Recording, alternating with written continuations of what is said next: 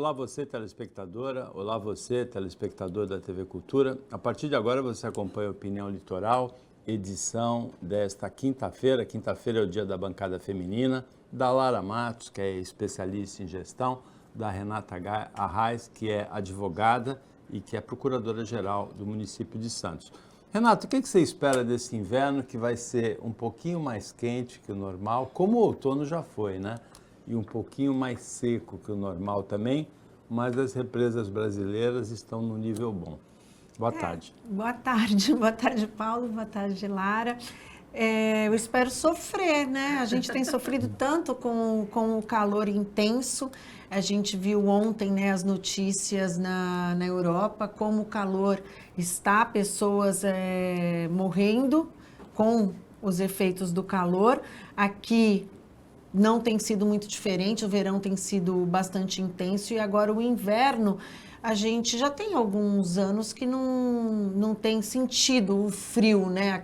Aquele frio, pelo menos aqui na nossa região, de a gente ter que efetivamente se agasalhar. Mas eu acho que a gente ainda vai ter aí alguns dias de calor intenso mesmo no inverno.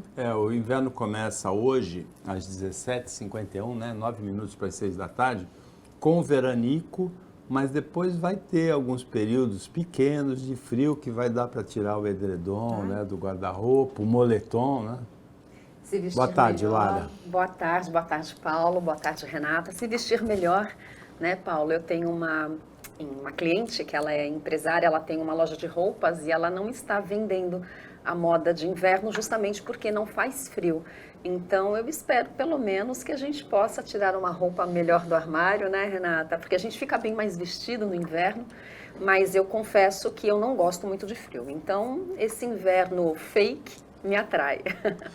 No Congresso ontem, foi aprovada na Comissão de Constituição e Justiça do Senado, foi aprovado um projeto que libera cassinos, bingos, regulamenta o jogo de bicho, libera apostas em cavalos, corridas de cavalos também, e regulamenta as apostas em geral que tomaram conta do país nos últimos anos. Como é que você vê essa questão, Renata? Para a região do litoral, que é a nossa região, é muito importante porque a liberação de cassinos acontece em locais com potencial turístico. Então, eu ontem fui pega meio que de surpresa com essa notícia. Eu não sabia nem da retomada desse tema no Congresso. A votação não foi fácil, né? Houve bastante... 14-12, a bancada da Bíblia, né? É contra o projeto, né? Eu confesso que eu não tenho uma opinião totalmente formada sobre o tema. Eu acho que é importante, sim, do ponto de vista fiscal, do ponto de vista tributário, é importante para estimular em regiões, principalmente como a nossa, o turismo, todo o arcabouço hoteleiro que a gente tem e outros lugares do país que podem se beneficiar com isso. Mas me preocupa também, por outro lado, a questão relativa ao crime organizado e toda a forma como as coisas acontecem no nosso país. Além, é lógico, do problema de saúde pública, né, que é a questão do vício e que a gente não tem uma estrutura de saúde para atender as pessoas que dela necessitem. A gente precisa olhar isso com bastante cautela. Me surpreendeu que o tema tenha sido trazido assim de uma hora para outra, retomado, sem muito ter sido falado. Antes o projeto é de 2022, agora está sendo retomado, me parece, com o único objetivo de trazer arrecadação para o governo. O governo federal preocupado com a desoneração da folha de pagamento, está precisando arrecadar, está precisando atingir as metas fiscais. Houve também agora, que a gente vai falar daqui a pouquinho, acredito, a decisão do cupom, do Banco Central, a manutenção da taxa de juros sem nenhuma queda. Então, há toda uma preocupação do governo federal com a questão de arrecadação. E eu acho que esse projeto em si, que engloba muito além de simplesmente liberar o jogo, aquele cassino bonito que a gente vê lá em Las Vegas, que a gente vê nos navios e a gente vê nos filmes e na televisão. No Brasil, como se diz por aí, o buraco é um pouquinho mais embaixo. Eu acho um pouco mais perigoso, inclusive porque, principalmente quando a gente coloca aqui o jogo do bicho nessa mesma toada, porque o jogo do bicho envolve muito mais, né? Se você for pensar no jogo do bicho hoje, como crime, que ele nem crime é, uma contravenção, ele seria quase que de menor potencial ofensivo. O problema é o que está em volta dele, né? A quantidade de crimes pelos quais se envolvem as pessoas para fazer o jogo do bicho acontecer, que é o crime organizado, a formação de quadrilha e uma série de outros crimes que se envolvem ali. A gente não sabe até que ponto que a liberação disso torna tudo que tem em volta algo simplesmente passível de regulamentação pelo governo federal. Então, eu só tenho essa preocupação, que o governo não mire tão somente nesse momento arrecadar, mas pensar realmente no problema social do nosso país, do problema de saúde e também da questão do crime organizado. Bom, liberar o que já acontece extraoficialmente, é isso? Porque nós sabemos que... taxar, né? Sim, e taxar. Cobrar impostos. Justamente, porque, por exemplo, aqui na nossa região, eu não sei, mas eu conheço pessoas que sabem de endereços aonde acontecem bingos extraoficiais. Bom, eu fui pesquisar por que não é liberado, né? Vamos entender por que até então não era. Justamente por conta dos desajustes sociais, né? E as consequências em relação ao crime organizado, como bem a Renata colocou. Mas eu também acredito, Renata, que é uma prerrogativa para arrecadação, sem dúvida, então que se faça como nos países onde isso já acontece há muito tempo de forma legalizada, que uma parte dessa verba seja justamente aplicada para o tratamento de pessoas que podem se prejudicar com a abertura oficial desses tipos de jogos. Então, são pessoas que muitas vezes incorrem em vícios, então que se haja uma verba destinada a políticas públicas que vão salvaguardar os desdobramentos desse tipo de prática legalizada. A lei, ela deve consagrar o uso das pessoas, os costumes das pessoas. No Brasil, muita gente joga, a grande maioria da população, ou joga no jogo do bicho, que nunca foi coibido, né? Sempre, em qualquer esquina a gente vê, e que é mantido, como disse a Renata, com violência, né? A manutenção dos pontos do jogo do bicho, das bancas, é feita com violência, o que acaba atraindo tráfico de armas, tráfico de drogas, crime organizado. Tudo joga-se também nas loterias federais, Mega Sena, Quina, Milionária, Loto, loteria, né? Loteria esportiva. Hoje joga-se muito nas apostas também, né? Que estão praticamente liberadas sem regulamentação ainda, né? Isso aí produz traumas sociais, porque o jogo é um vício, né? É complicado, a questão do jogo é muito complicada, mas como a lei deve consagrar o uso, eu acredito que deva ser liberado. A gente precisa monitorar as consequências e lidar com as consequências, mas que as pessoas jogam. Se abre um bingo, você vai lá, tá cheio de gente, né? Se abre um cassino clandestino, você vai lá, tá cheio de gente. Tem muito bingo clandestino, inclusive o GAECO aqui em Santos. Teve uma época que até a gente fez uma parceria com a prefeito GAECO, fez uma parte do Ministério Público, fez uma parceria com a gente lá na Prefeitura de Santos, porque o que acontecia? Eles estouravam esses bingos clandestinos e eles voltavam a funcionar, porque não adianta você fechar ele, se você deixa ele todo aparelhado, eles mudam de lugar e eles reabrem novamente. Então é muito difícil esse trabalho. Naquela época a gente fez uma parceria justamente para a gente retirar toda a aparelhagem desses bingos, desde as cadeiras, ar-condicionado, computador, né, tudo que eles usam, e a gente dar destinação juntamente com o Ministério Público. Havia uma cooperação para que a gente desse destinação, inclusive para uso nos equipamentos públicos da prefeitura.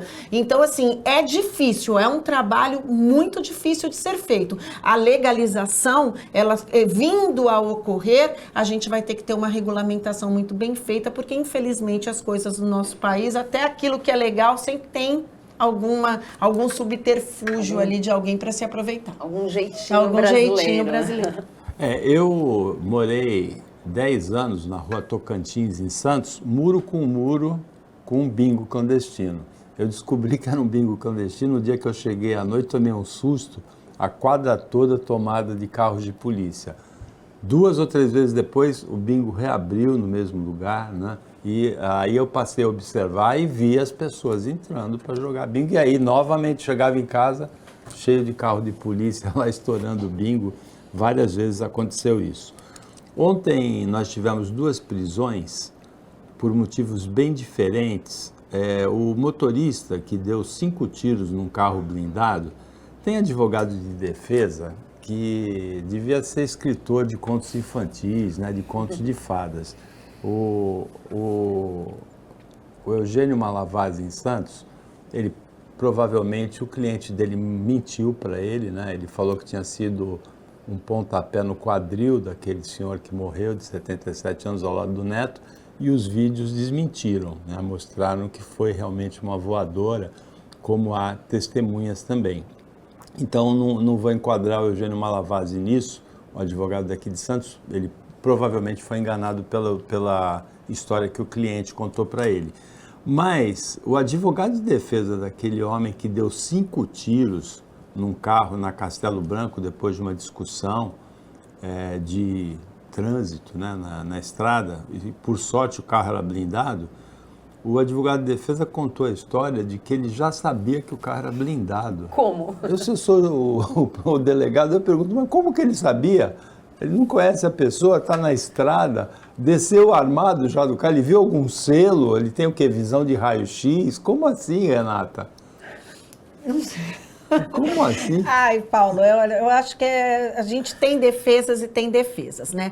Embora, vou discordar um pouquinho de você, não conheço exatamente a tese de defesa deste caso, mas eu acho que em algumas situações o carro blindado é reconhecível, sim. Não sei se no calor da emoção, numa discussão na estrada, isso é possível de se verificar, mas algumas situações tem algumas blindagens que você consegue reconhecer. Mas assim, a gente tem que também aqui fazer a defesa do papel do advogado aí no caso, né? O advogado, ele é contratado para fazer a defesa, e isso é legítimo, né? Ainda que essa defesa não seja tão realista, ou ele acredite ou não na tese em que o seu cliente conta. O advogado, ele trabalha muitas vezes no processo criminal com nulidades e com amenização da pena, né? Então, o que acontece muitas vezes é isso, o advogado não busca com essas teses necessariamente a absolvição daquilo que está provado, muitas vezes por vídeo, por testemunhas. Você não consegue inocentar o seu cliente, mas você consegue com essas teses, muitas vezes levando em consideração a emoção no momento e outras que os advogados são bastante criativos para trazer, né, para o processo. Não vou nem falar inventar, mas trazer para o processo. Os advogados costumam ser bastante criativos nisso. E a lei nos permite também. Agora, o papel do advogado é legítimo e cabe aí, no caso, o Ministério Público, que é o órgão acusador, colher juntamente aí no âmbito do inquérito, ao receber a denúncia, ao oferecer a denúncia, apresentar as provas necessárias para que possa rebater essa tese de defesa. Então, você acaba muitas vezes vendo ali o advogado buscando um caminho para minorar a pena do acusado, melhorar a situação processual dele, não necessariamente inocentá-lo. Lógico, a função, a profissão do advogado criminalista é de todas as maneiras respeitável, né? Ele, mesmo porque qualquer acusado tem o direito de ter a defesa e receber a pena justa para o caso dele. Agora, nesse caso eu achei engraçado, porque o sujeito sai armado do carro, numa discussão de estrada. Como é que ele vai saber, né? Eu sou o delegado, pergunto, mas como que ele sabia? Tinha selo no carro, no calor. Ele até pode ter identificado que era blindado depois de ter saído armado do carro, né? Agora, durante uma colisão, eu fiquei intrigado. Eu, se sou o delegado, pergunto para o delegado. É que no caso a Renata coloca tecnicamente o papel desse advogado, Não, o que certo, né? que a gente chama na gestão de estrategista, né? Ele vai ter que buscar algum subterfúgio para uma defesa, ainda que pareça risível. Mas a postura muito soberba, né, desse motorista, eu vi o vídeo e ele colocou em risco, além das pessoas que estavam no carro, a própria família dele, porque ele não estava sozinho no carro dele. Tinha um senhor e tinha mais uma mulher, que supostamente seria esposa dele. E o outro motorista, professor de tiro, né? Só que desarmado. Só que não carregava, não portava arma, mas professor de tiro. Então são profissionais, né? E num tom de ameaça muito forte, né? Então que seja sim penalizado. Ele já foi entregue à polícia. Eu vi. Ele falou que ia se entregar, mas ele foi interceptado pela polícia antes de chegar na delegacia. Ele disse que estava indo para a delegacia, né? Sim. E que pague por isso, sem dúvida. Colocou em risco pessoas por um motivo muito bobo e inclusive a família dele. O Opinião Litoral para o intervalo bem rapidinho. Aí a gente fala da outra prisão que é por motivo bem diferente dessa. Depois do intervalo.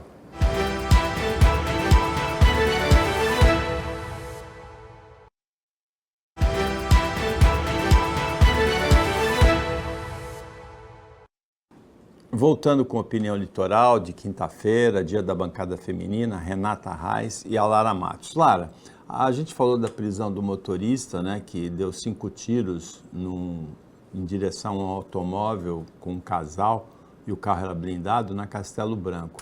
A outra prisão foi de um humorista, o Carlinhos Mendigo, que foi do Pânico, da Jovem Pan, da Rede TV. Ele deixou de pagar a pensão, ficou foragido 2 anos, indo de um apartamento para outro, mas foi preso, não pagou a pensão na audiência de custódia, não fez um acordo e fica preso por 30 dias. Então, Paulo, eu não entendi, confesso que eu não entendi, porque é uma pessoa midiática. Eu soube da prisão, eu vi inclusive as imagens, mas eu já tinha ouvido em algum canal a informação de que ele não pagava a pensão. Então, eu não entendi, eu não vi nenhum movimento de negociação. Ele, sem dúvida, e o advogado de defesa dele sabem, né, qual é a pena para esse tipo de inoperância, né? Mas eu não entendi a estratégia dele. Então, sabendo que ele correria o risco de ser preso, por que ele não tentou uma negociação? Não sei se de fato fez.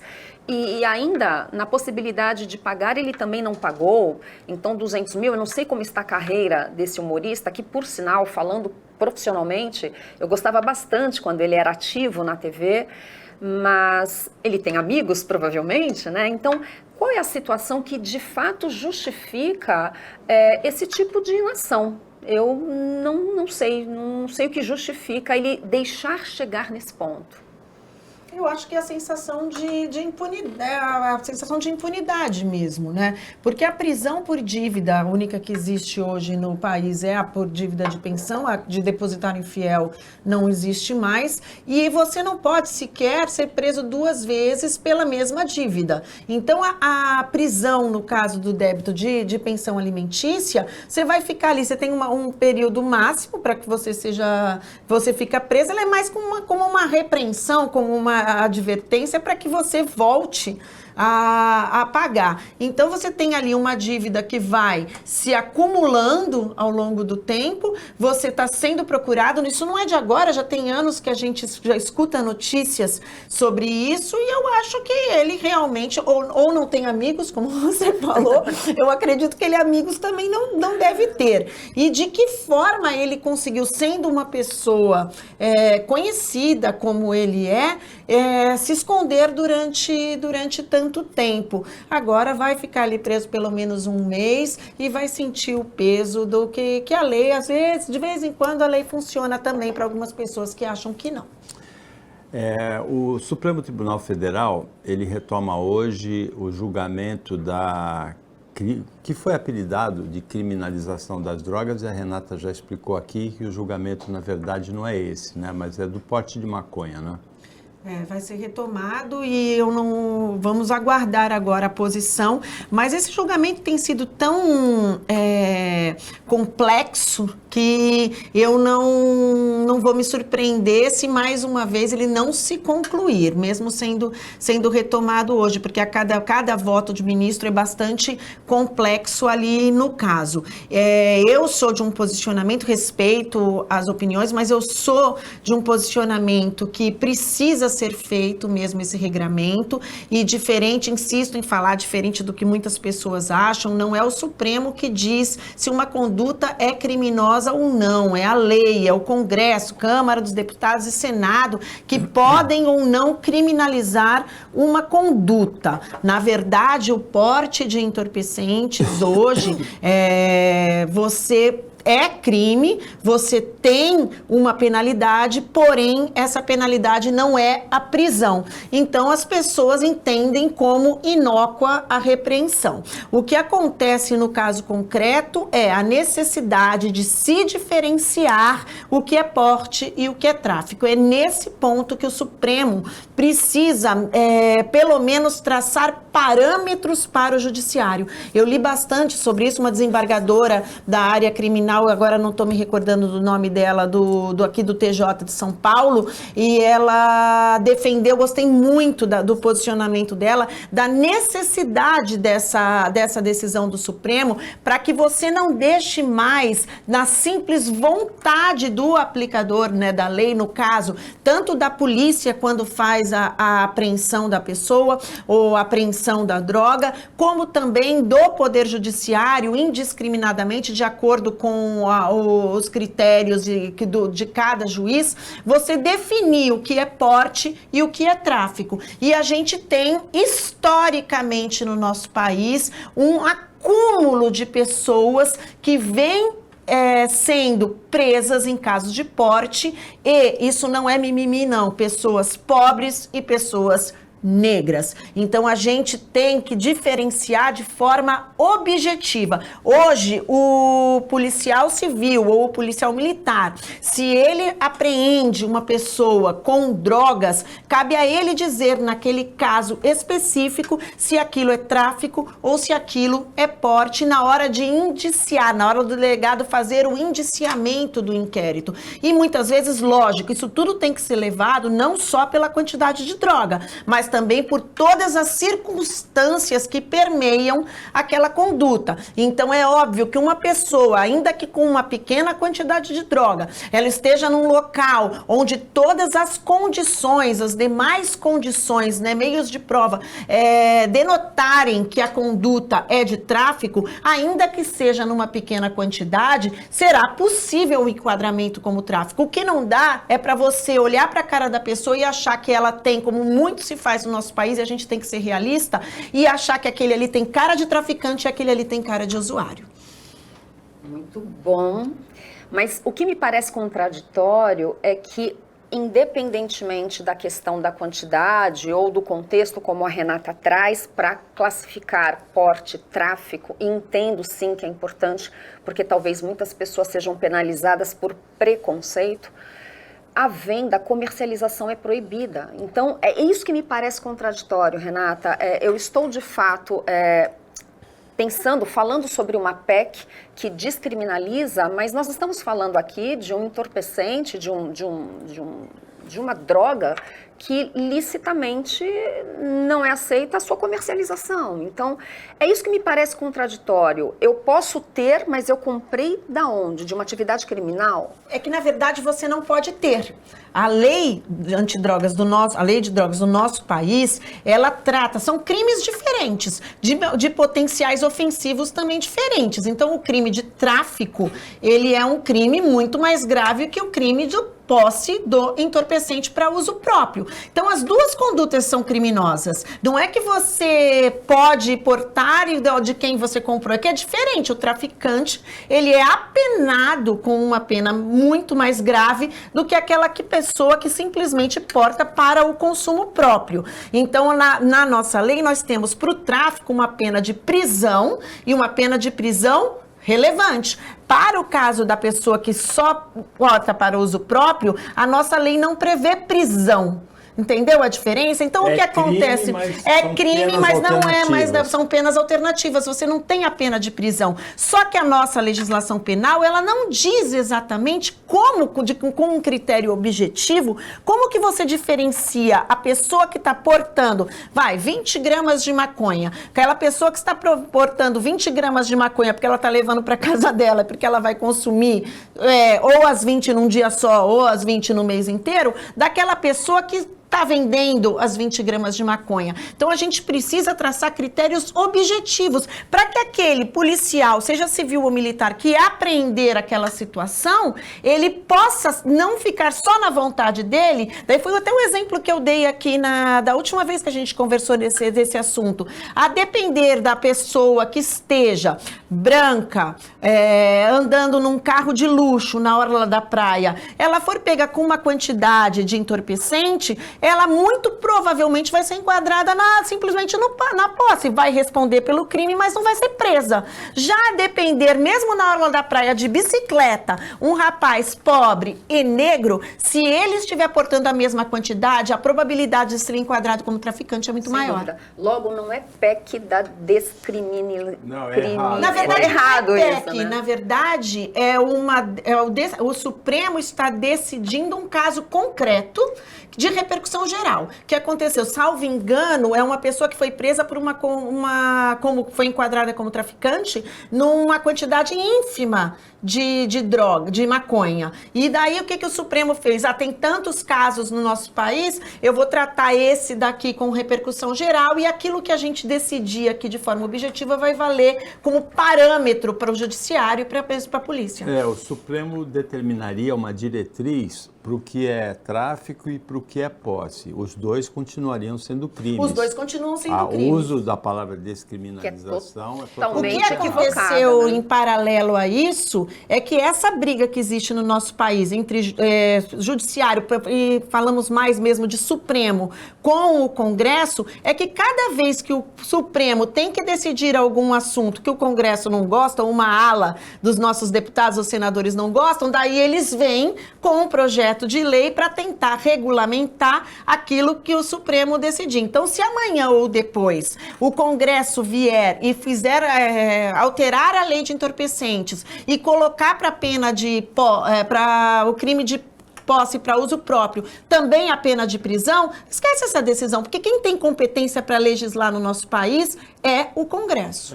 O Supremo só está dirimindo uma dúvida entre qual a quantidade que é tráfico, que caracteriza tráfico, e qual a quantidade que caracteriza porte para uso próprio. Os que são contrários a essa determinação entendem que se o Supremo disser assim que 30 gramas ou 10 gramas é possível, não é só porte para uso próprio, os pequenos traficantes vão andar com esse limite e traficar essa quantidade de cada vez. Esse é o argumento. E, por outro lado, a Lara tem razão, porque se for descriminalizado, que não é o caso, a palavra está errada, mas seria um absurdo. Quem vende está cometendo um crime, quem compra não. Seria uma situação realmente absurda. O Opinião Litoral volta depois de um intervalo bem rapidinho.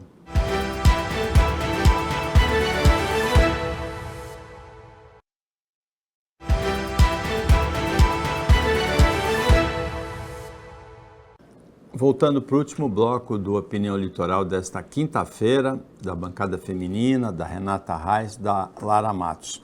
Lara, o presidente Lula parece ter perdido o limite, a censura, né? Como aconteceu um tempo atrás com outra pessoa pública, o apresentador Silvio Santos, né? Ele fala o que vem na cabeça dele. No começo da semana, ele falou que ele se entusiasmou falando que o estuprador era um monstro. Ele falou que o bebê que nasce do estupro é um monstro também. Uma coisa completamente absurda.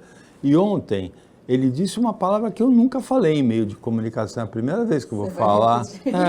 Ele falou que artista de novela, de filme, não é para ensinar putaria para criança. Perdeu o limite o Lula? Perdeu há muito tempo, né, Paulo? E assim, infelizmente, né, porque é um presidente que, sendo brasileira, entre aspas, me representa e a todos nós. A comunicação é fundamental, a gente sempre pauta isso aqui. E o Lula já vem perdendo a mão há muito tempo. E entendam, estou falando aqui do nosso atual presidente por ser o atual, né? Isso já é uma prerrogativa de outros governantes. Mas, para mim, a gota d'água, né? Já passando toda essa turbulência, passando numas, né? Porque agora o Congresso vai minimizar a questão da pele do aborto, mas passando essa turbulência que gerou esse projeto de lei, ele ainda vem me dizer que filho de estuprador com uma mulher é um monstro, quer dizer, totalmente incabível. É uma pessoa que está falando sobre o que não conhece, pelo amor de Deus. Eu conheço uma mulher que sim, ela tem um filho e ela foi vítima de estupro. E, no caso, é uma criança que é altamente inocente e que foi recebida com toda a amorosidade. Essa mãe, à custa de muito tratamento psicológico, tratamento psiquiátrico. Então, ele traz algo que é incabível. E aí, essa questão que ele traz de que artista, na época dele, não preservava esse tipo de conduta, é justamente numa comemoração do cinema nacional. Então, assim, não é o que eu espero de um governante que me representa. Eu acho que isso não favorece em nenhum ponto a imagem do presidente.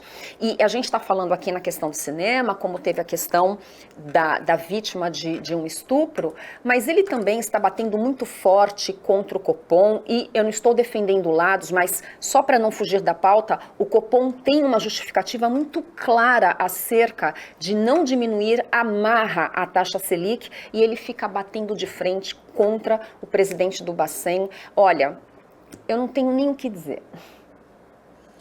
Eu concordo com o que a Lara falou. Na verdade, o presidente, há muitas coisas que a gente vinha se envergonhando do governo anterior, que é justamente essa falta de compostura, né, para dizer o mínimo, compostura, a falta de postura do presidente da República se colocar realmente como um chefe de Estado e com a forma como ele tem que falar, não só para a população do Brasil, mas para toda a população internacional, imprensa internacional. A forma como o Lula vem se colocando, vem nos envergonhando. Eu me sinto muitas vezes envergonhada. E por mais que a gente tente, em algumas situações, defender posicionamento do governo, a posição muitas vezes a gente concorda, mas a forma como ela é colocada é que está um pouco fora da curva ali, né? Na verdade, o que me parece é que deve estar havendo algum tipo de resistência do próprio presidente Luiz Inácio Lula da Silva, assim como acontecia com o Jair Bolsonaro, em ouvir, né, a sua assessoria de imprensa, em ouvir aquelas pessoas que estão ali, que é todo político, ainda mais um político de relevância nacional como é o presidente da República, ele tem todo ali um aparato para conduzi-lo nos seus discursos, para conduzir a sua forma de se expressar. Então eu acredito que ele deve ser alertado a respeito disso, e assim como o Bolsonaro fazia, chegou no momento que também não tá ligando mais, tá esquecendo, né, que na verdade ele tá falando ali não como no churrasco da casa dele, aquilo que ele pensa ou aquilo que ele está falando para um país, ali no caso, ontem ele estava falando para toda uma classe, e tem que ter muito cuidado com o que se fala. Hoje tem que ser muito cuidado. Todos nós temos que ter. Se você é um representante do povo, mais ainda, porque você fala para todos e não só para aqueles que você acha que está falando. O presidente Lula, nos outros mandatos e até antes de se eleger presidente, uma qualidade que ele tinha era de justamente ter a linguagem que chega até a população. Chamado improviso, né? De ser compreensível, de falar uma linguagem, usar metáforas do futebol, mas realmente parece que ele perdeu a mão. Houve uma pesquisa nessa semana, publicada pelo Datafolha, que mostrou que ele tem 36% de aprovação, de ótimo e bom, 31%, nós comentamos aqui essa pesquisa, 31% de reprovação, ruim e péssimo, e 31% que são os mais importantes do regular, que podem ir para um lado ou podem ir para o outro. Os 36 de bom e ótimo, os 31 de ruim e péssimo, refletem a polarização que existe no país entre o progressista e o direitista, entre o conservador e o esquerdista, né? Mas uma leitura do colunista José Roberto de Toledo, do UOL, ele disse que o que está segurando a popularidade do Lula nos 36% está nos aposentados, nas donas de casa e nos trabalhadores sem carteira assinada, Lara. Porque provavelmente são as pessoas assistidas pelas bolsas, né? Pelo assistencialismo, e não estou fazendo uma crítica, eu só estou trazendo um apontamento. Agora, Paulo, em relação a esses 33, né? Essa terceira parte que está em cima do muro... 31. Porque 2% não se manifestaram, né? 36, 31, 31 e 2. Esse tipo de conduta, de comunicação, e nós já falamos aqui, né, que na comunicação o como é mais importante do que o que, né, como você fala é mais importante de fato do que você fala, só tende a trazer, penso eu, essa parcela para um posicionamento contrário ao presidente, a considerar outras questões, né? Descompensação fiscal, a taxa de juros que não diminui, inflação crescente, com possibilidade de crescimento acima de 4%. Então, acredito que ele esteja cavando a sua própria cova, e o que faz com que ele fale dessa forma, eu tenho uma suspeita: desespero.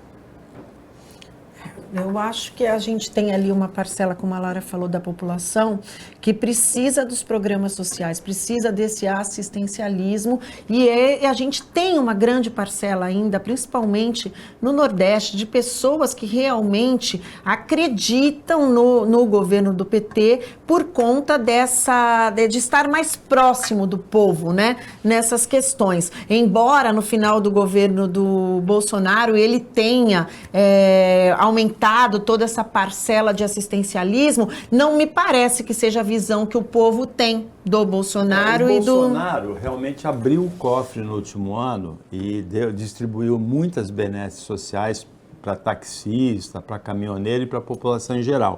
Mas a imagem dele não é associada a isso como a do Lula. A do Lula é muito associada a isso. E aí a gente tem que fazer aquela ressalva, independentemente de ser o Lula ou não, a gente tem que ter um país com educação e com cultura, porque um país permeado por ignorância, ele é muito mais fácil de ser manipulado, né? Pessoas que não têm condições, tanto do ponto de vista educacional quanto do ponto de vista cultural, as pessoas que não têm acesso à informação devida e não têm condições de realmente criar um juízo de valor acerca da informação que recebe, elas são muito mais facilmente manipuladas. Então, o governo, de um modo geral, isso não é um problema do Brasil, isso é um problema do mundo nas grandes ditaduras.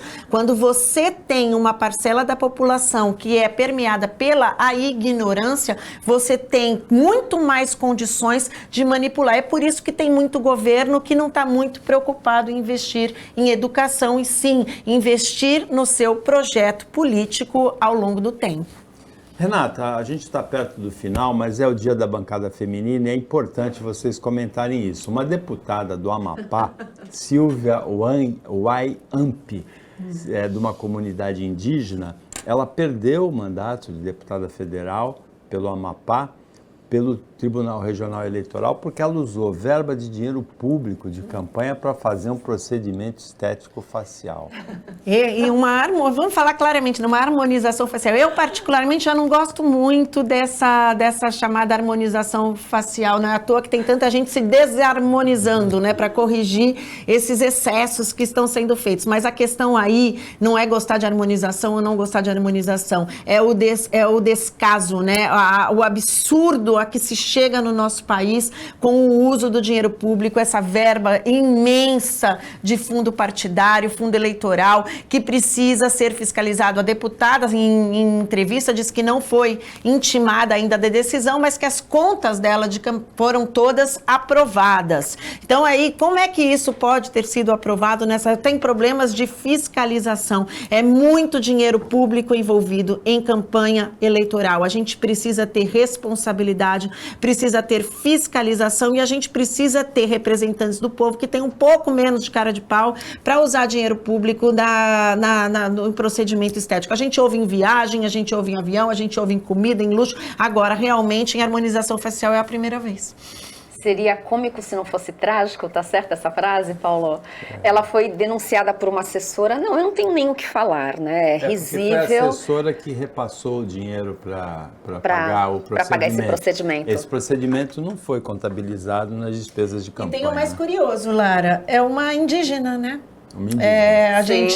Uma indígena bolsonarista, que é tanta coisa contraditória nessa notícia. Quando eu li, eu fiquei estarrecida com tudo. Desculpa até te cortar. Não, mas é uma indígena, defensora dos atos de 8 de janeiro, bolsonarista e que paga a harmonização facial com o fundo partidário. Minha última contribuição só seria justamente para mostrar, tá vendo como nós nos revoltamos quando o governo traz o aumento de taxação, o aumento de impostos, é o dinheiro público sendo utilizado para aquilo que não serve. A conta não fecha. Chegamos ao final do Opinião Litoral desta quinta-feira, agradecendo muito a participação sempre muito iluminada da Renata Arraes e da Lara Matos, o trabalho da equipe técnica e de jornalismo do Sistema Costa Norte e agradecendo principalmente a você que acompanhou a gente em mais essa edição. Até amanhã, nesse mesmo horário, depois do Jornal Litoral. E uma ótima quinta-feira para você que você merece.